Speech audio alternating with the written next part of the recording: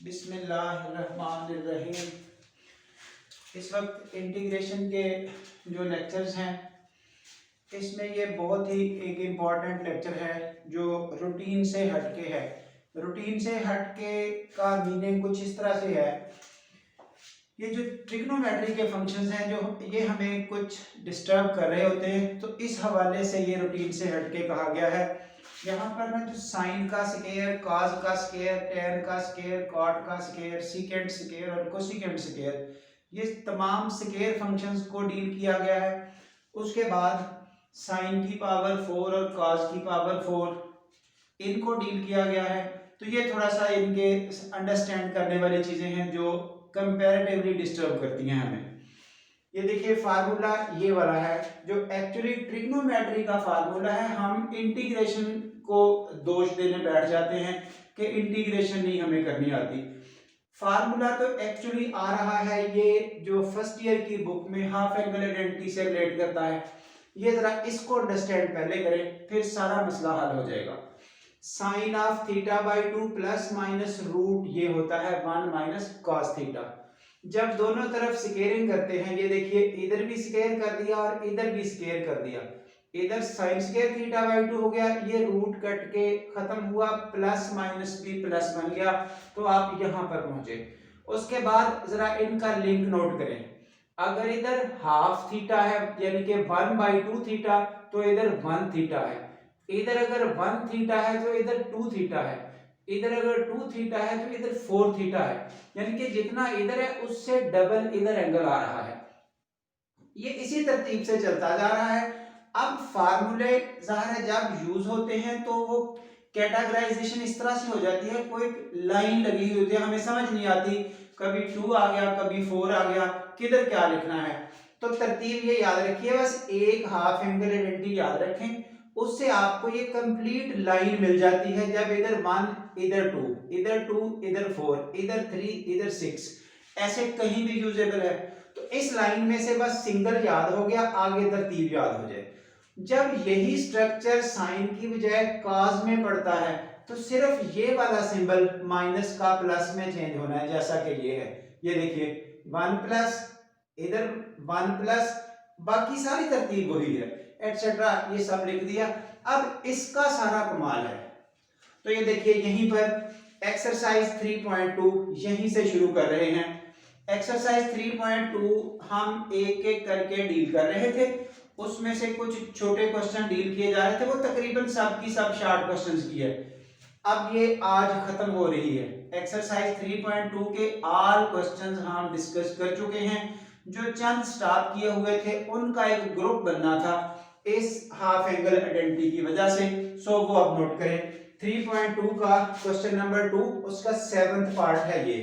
अब देखिए इस 1 माइनस कॉस 2 की जगह क्या लगा, 1 माइनस कॉस 2 थीटा, ये 2 यहां से इधर शिफ्ट हो गया और अल्टीमेटली ये स्टेटमेंट लिख दी गई 2 साइन स्क्वायर एक्स, इसकी जगह पर वो नोट कर सकते हैं ये, और उसके बाद ये। अब 2 का रूट बाहर निकल गया, साइन का रूट ये सिंपल रह गया जब स्क्वायर खत्म किया। अब ये cos का डेरिवेटिव माइनस साइन होता है, तो साइन का इंटीग्रल माइनस cos, ये आपका सॉल्यूशन है। ये जस्ट एक एमसीक्यू बनता है। उसके नीचे ही नोट करें जरा क्वेश्चन नंबर 2 का 13th पार्ट। क्वेश्चन नंबर 2 का 13th part, cos 2x minus 1 1 plus cos 2x, ऊपर से माइनस कॉमन किया, तो अब जरा ग्रुप नोट करें, ये क्या बना, 1 माइनस cos 2x ऊपर, 1 प्लस cos 2x नीचे। यही स्टेटमेंट जो इधर लगी 1 माइनस cos 2x की जगह 2 sin स्क्वायर x, ये ऊपर 2 sin स्क्वायर x आ गया।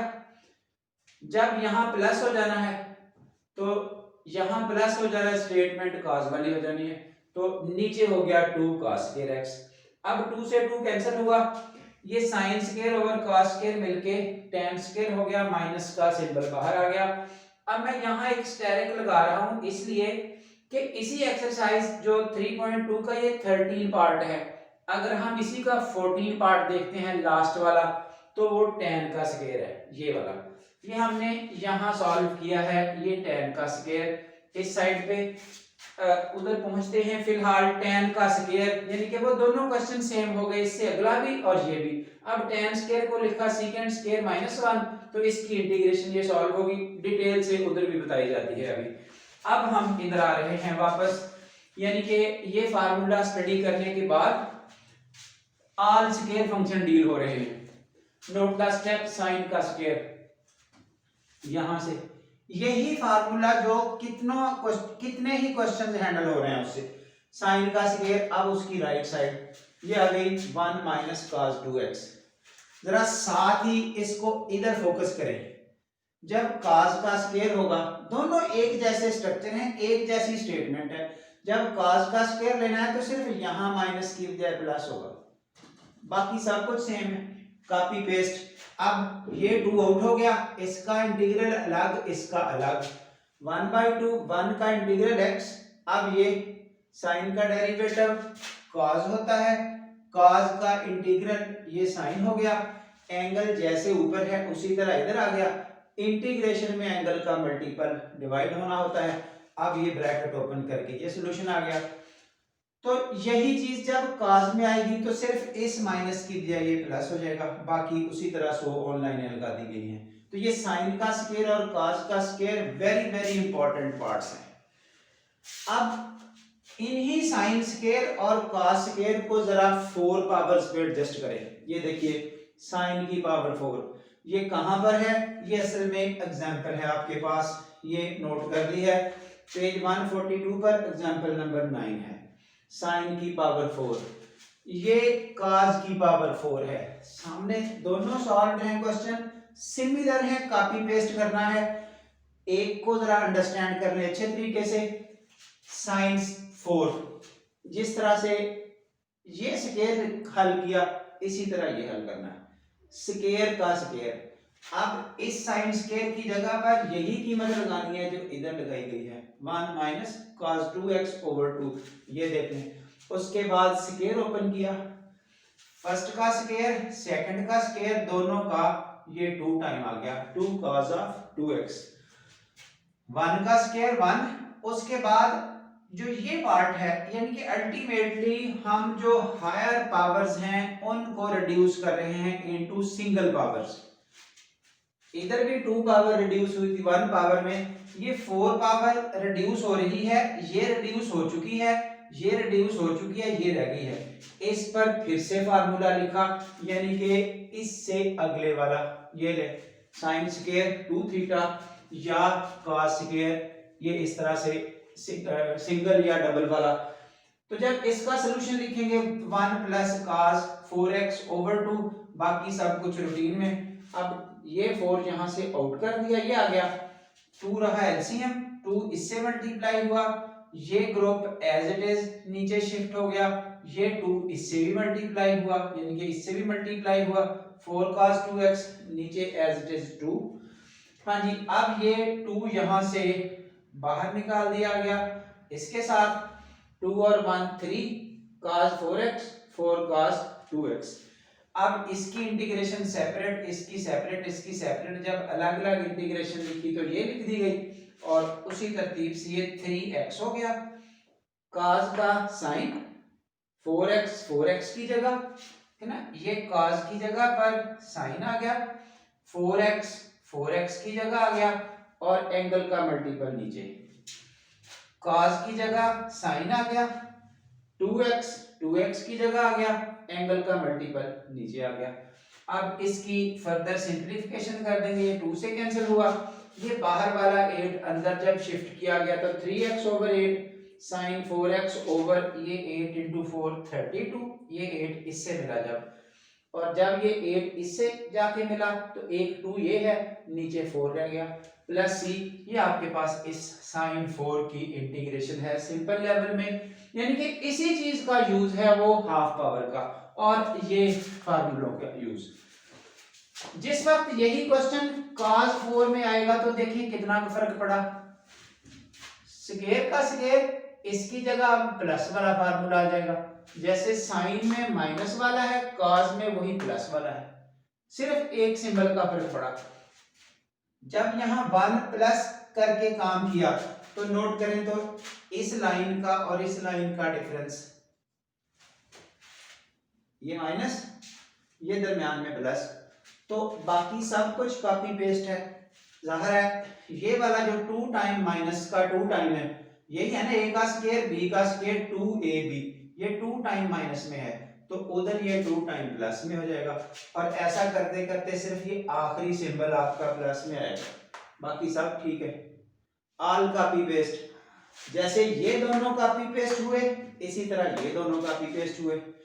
अब हमारे पास ये क्वेश्चन बता दिया गया कहां पर है, ये नोट बताया गया है।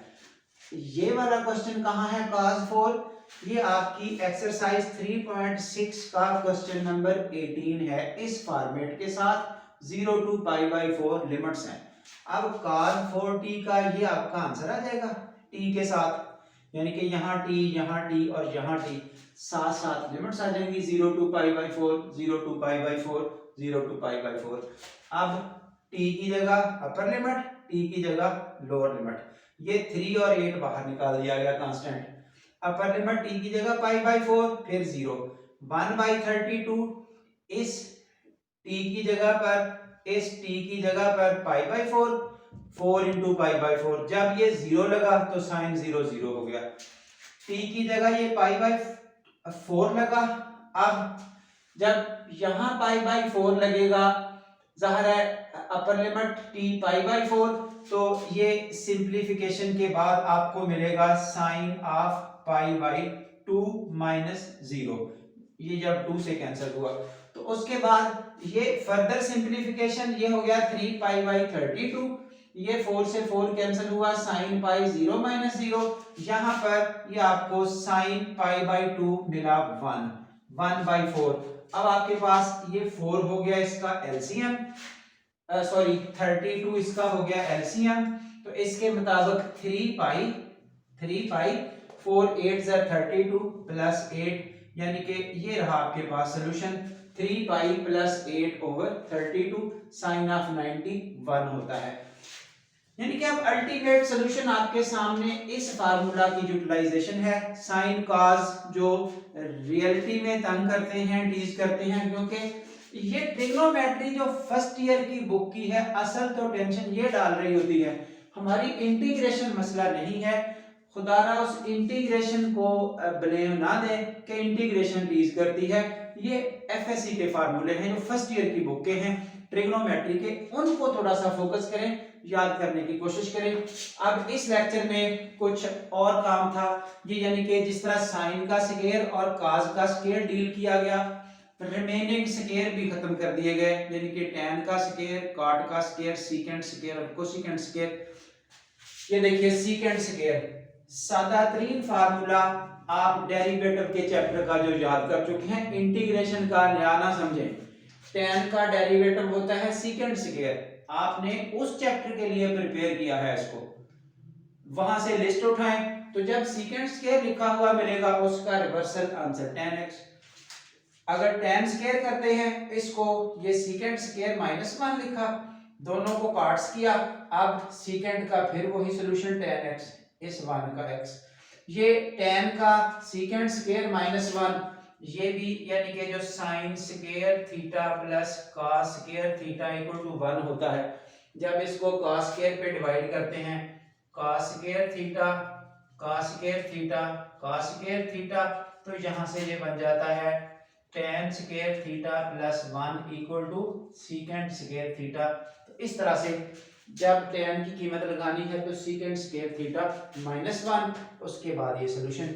हाँ, ये सिमिलरली कोसिकेंट स्क्वायर, ये भी बेसिक लिस्ट है, cot का derivative cosecant square minus sine के साथ होता है, तो कोसिकेंट स्क्वायर का वो माइनस cot के साथ हो जाएगा, और अगर cot स्क्वायर आ जाएगा तो उसको इसी तरह कोसिकेंट स्क्वायर -1 लिखते हुए फिर पार्ट्स किए, इसका अलग, और ये रहा इसका सॉल्यूशन।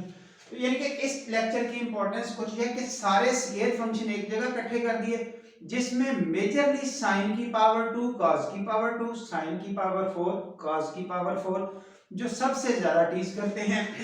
जो सीकेंट और tan है, कोसिकेंट और cot है, वो तो सिंगल लाइन के सॉल्यूशंस हैं। इसलिए उनको को टाइम भी ज़्यादा नहीं दिया, यहाँ से ये ख़त्म हुए। तो रिमेनिंग लेक्चर आपके सामने है।